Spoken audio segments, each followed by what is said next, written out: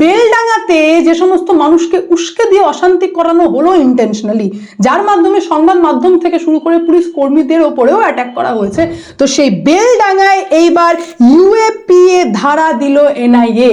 অর্থাৎ যে সমস্ত সন্ত্রাসবাদী বলতে আমি বাধ্য হচ্ছি, যারা পার্টিকুলার কোনো নেতার উস্কানিতে দাঙ্গার মতো সিচুয়েশন তৈরি করেছিল, অশান্তি তৈরি করেছিল, তাদের ওপর এবার ইউএপিএ ধারায় মামলা রুজু করা হলো।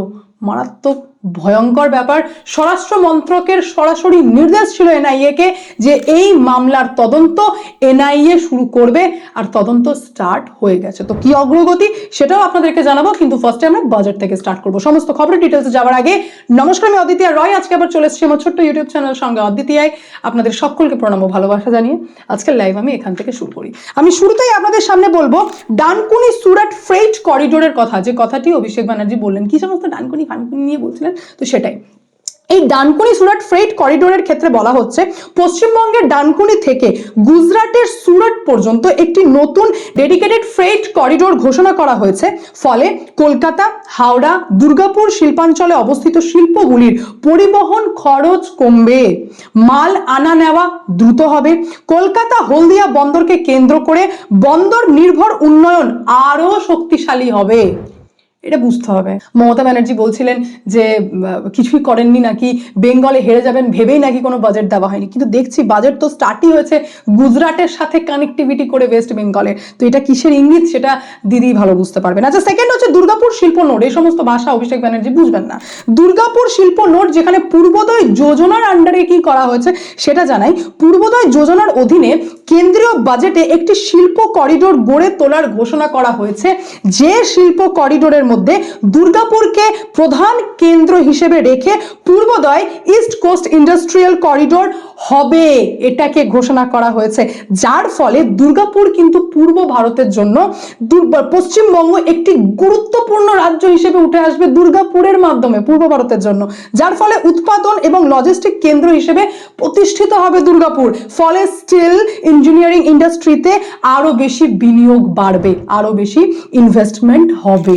আচ্ছা, Varanasi Siliguri high speed rail corridor, যে যে জায়গার ডেভেলপমেন্ট হয় সেই সেই জায়গার কানেক্টিভিটিকে আগে ইমপ্রুভ করতে হয়। যদি কানেক্টিভিটি না থেকে থাকে তাহলে সেই জায়গার ডেভেলপমেন্ট কোনোভাবেই সম্ভব না। বলে না, যেখানে চলে বেলগাড়ি, যেখানে ইনফ্যাক্ট চলে না বেলগাড়ি, সেখানে বসে মারোয়াড়ি। অর্থাৎ এমন এমন এরিয়াতে মারোয়াড়ি বসে ব্যবসা স্টার্ট করে যে যেখানে কানেক্টিভিটি থাকে না, ব্যবসা স্টার্টিং এ ধীরে ধীরে ধীরে ধীরে সেখানে কানেক্টিভিটির মাধ্যমে সেই এরিয়ার ডেভেলপমেন্ট স্টার্ট হয়। তো ফার্স্ট ইম্পর্টেন্ট হচ্ছে কানেক্টিভিটি। বারাণসী থেকে শিলিগুড়ি হাই স্পিড রেল করিডোরের প্রস্তাবিত 7টি হাই স্পিড রেল করিডোরের মধ্যে একটি দেওয়া হয়েছে বেনারস থেকে শিলিগুড়িকে কানেক্ট করবে, অর্থাৎ বারাণসী থেকে শিলিগুড়িকে কানেক্ট করছে। যার ফলে কি হবে, এক তো হচ্ছে আমাদের বাংলার যে ঐতিহ্য এবং সংস্কৃতি রয়েছে, যার মাধ্যমে কি একটা হচ্ছে যোগাযোগ বাড়বে, পর্যটনদের আসার সুযোগ বাড়বে, এবং ঐতিহ্য সংস্কৃতি আমাদের বাংলার সেটাকে ডিজিটাল ভাবে প্রচার করারও কথা এই বাজেটের মাধ্যমে বলা হয়েছে। আচ্ছা, এটা তো গেল রেল করিডোরের কথা। এবার আমি আপনাদেরকে জানাবো ওয়াটারওয়ে অ্যান্ড লজিস্টিকের মাধ্যমে কি বলা হয়েছে। অভ্যন্তরীণ নৌপথ, যার ফলে আগামী 5 বছরে 20টি নতুন জাতীয় জলপথ কার্যকর করার প্রস্তাব করা হয়েছে। ভারতের অভ্যন্তরীণ নৌ পরিবহন ব্যবস্থাকে আরো বেশি শক্তিশালী করার জন্য। আচ্ছা, নেক্সট আমি আপনাদেরকে জানাবো সিটি ইকোনমিক রিজন অর্থাৎ সিইআর নীতির অধীনে টিয়ার 2, টিয়ার 3 শহরগুলিতে জোর দেওয়া হয়েছে। দুর্গাপুর, আসানসোল, শিলিগুড়ি, খড়গপুর শহরের জন্য সুযোগ সৃষ্টি করা হয়েছে। এবার টিয়ার 2, টিয়ার 3 মানে এটা ভাগ করা হয়েছে। যেমন টিয়ার 1 অর্থাৎ ওটার খুবই খারাপ অবস্থা, ডেভেলপিং এর দিকে রয়েছে যে সমস্ত শহর, ডেভেলপমেন্ট দিকে চলছে। টিয়ার 2 ভাগ করা হয় এইভাবে যে সেই শহরটি গ্রোথ হয়ে গেছে, আর একটু দরকার আছে ডেভেলপড হওয়ার জন্য। আর টিয়ার 3 মানে হচ্ছে সেই সমস্ত শহর যেগুলি অলরেডি ডেভেলপড, অর্থাৎ সে ভারতের ইকোনমিতে হেল্প করতে লেগেছে। তো এইরকম ভাবে পুরোটা সিটি ইকোনমিক রিজন হিসেবে ভাগ করে করে দুর্গাপুর, শিলিগুড়ি, আসানসোল, খড়গপুর কিভাবে ডিরেক্ট সুবিধা করা যাবে, বা ভারত সরকারের দিক থেকে কি কি ফ্যাসিলিটিস দিলে তারা আরো বেশি উন্নতি করবে, সেই দিকেও ফোকাস করা হয়েছে। যেটাকে বলা হচ্ছে মিউনিসিপ্যাল বন্ডের জন্য ওয়েস্ট বেঙ্গলের বড় নগর সংস্থাগুলিকে উন্নয়নের সাহায্যের হাত বাড়িয়ে দিয়েছে ভারত সরকার।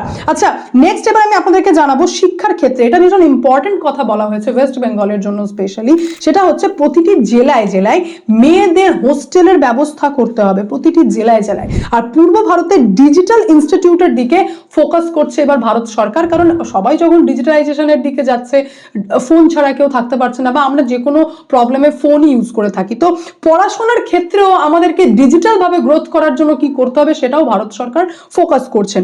কৃষি আর মৎস্যর ক্ষেত্রে এখানে বলা হচ্ছে জলাধার আর অমৃত সরোবরের সমন্বিত উন্নয়ন এর মাধ্যমে ওয়েস্ট বেঙ্গলের কৃষি ভিত্তিক আর নদী বেষ্টিত জেলাগুলিকে ভীষণভাবে গুরুত্ব দেওয়া হয়েছে, যার মাধ্যমে উপকূলীয় অঞ্চলে মৎস্য ভ্যালু চেইন শক্তিশালী করার উদ্যোগ নেওয়া হয়েছে।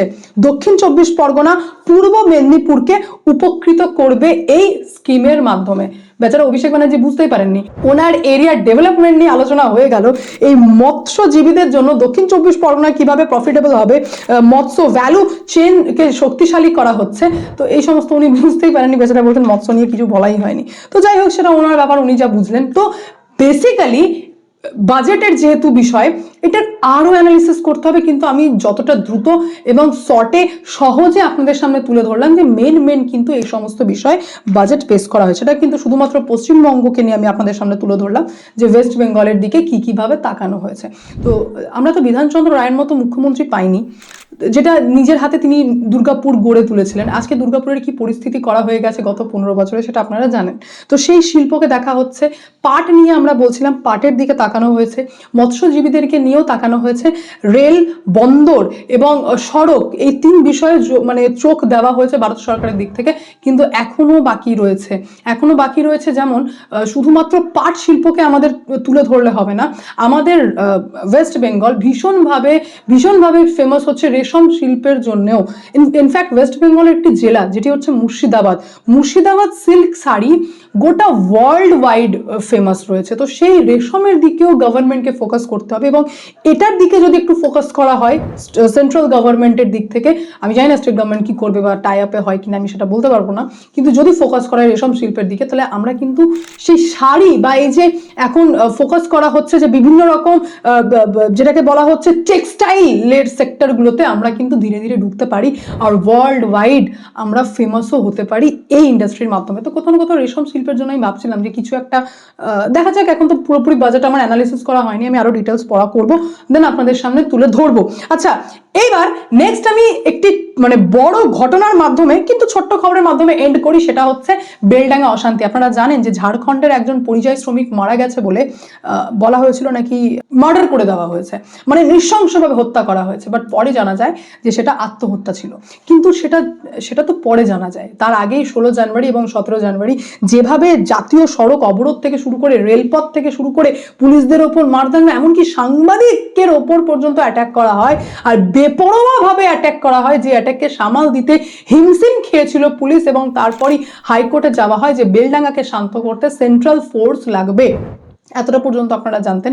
হাইকোর্ট থেকে পর্যবেক্ষণ দেওয়া হয়েছিল যে স্বরাষ্ট্রমন্ত্রী যদি চান তাহলে এনআইএ তদন্ত করতে পারেন বেলডাঙ্গা নিয়ে, এবং এই বিষয়টাকে সিরিয়াস নিয়ে রাতারাতি অ্যাকশনে অমিত শাহ, অর্থাৎ 28 জানুয়ারি সঙ্গে সঙ্গে নির্দেশ দেওয়া হয় যে বেলডাঙ্গা অশান্তি যা হয়েছে তার সম্পূর্ণটা এনআইএ তদন্ত করবে। এই নির্দেশের পর 30 জানুয়ারি দিল্লি থেকে এনআইএ টিম, 8 জনের টিম সরাসরি কলকাতায় নামেন। কলকাতায় শুধু থেকে যান না, সেখান থেকে সেই দিনই আসেন বেলডাঙ্গাতে, বেলডাঙ্গার লোকাল থানা পুলিশের সাথে বৈঠক করেন, তারপর মুর্শিদাবাদের বহরমপুরের এসপি সানি রাজ ওনার সাথে বৈঠক করেন, এবং বহরমপুরে যে জাজ কোর্ট রয়েছে সেখানে গিয়ে পরিষ্কারভাবে এনআইএ সদস্যরা জানিয়ে দিয়েছিলেন যে এই পুরো মামলা এবার পুলিশ তদন্ত করবে না, এটা এবার আমরা নিজেদের হাতে তুলে ধরলাম, আমরা এই মামলার তদন্ত করব। অর্থাৎ বেলডাঙ্গা অশান্তির সম্পূর্ণ তদন্ত দায়ভার এনআইএ নিজের কাঁধে তুলে নিয়েছিল। তারপরের অ্যাকশনই আপনারা দেখতে পেয়েছিলেন যে সানি রাজকে তড়িঘড়ি ট্রান্সফার করে দেওয়া হলো। এবার ওনার কাজে অসন্তুষ্ট হয়ে নাকি ইন্টেনশনালি সেটা তো মমতা ব্যানার্জি ভালো বলতে পারবেন, কিন্তু বেলডাঙ্গা মামলায় এনআইএ তদন্ত স্টার্ট হয়ে গেছে। শুধু তাই নয়, ইউএপিএ ধারা লাগু করা হয়েছে, 9 জনকে পুলিশি হেফাজতে দেওয়া হয়েছে। ইউএপিএ ধারা, ভয়ঙ্কর ধারা, যেটাকে বলা হচ্ছে আনলফুল অ্যাক্টিভিটি প্রিভেনশন অ্যাক্ট, যার মাধ্যমে এটা বোঝা যায় যে এই অ্যাক্ট লাগু করা মানে হচ্ছে সেই ব্যক্তি দেশের বিরুদ্ধে সন্ত্রাসবাদ এবং দেশ বিরোধী কার্যকলাপ করেছে, এবং যে ব্যক্তির নাম দেশ বিরোধী এবং সন্ত্রাসবাদ কার্যকলাপের সাথে জড়িয়ে যায় তার মানে সেটা যে কত কঠিন ধারা এবং তার যে সারা জীবন কিভাবে কাটবে সেটা একমাত্র সেই ব্যক্তিই জানে। অর্থাৎ শক্ত হাতে স্বরাষ্ট্র মন্ত্রক বেলডাঙ্গার বিষয়টাকে দেখেছে।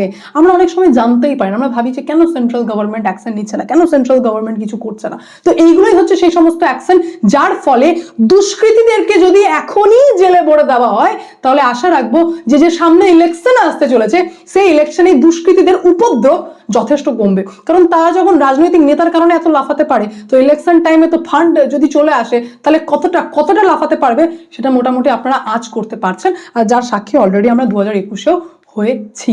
বাকি এই বিষয়টা আর বেশি বাড়াবো না, আপনাদের কি মন্তব্য কমেন্টের মাধ্যমে জানাবেন। আমি এখানে এন্ড করবো, দেখা হচ্ছে নেক্সট ভিডিওতে। ভালো থাকবেন, সুস্থ থাকবেন, সঙ্গে অদ্বিতীয়া চ্যানেলকে অতি অবশ্যই সাবস্ক্রাইব করবেন, কারণ একটাই, যা হবে স্পষ্ট হবে।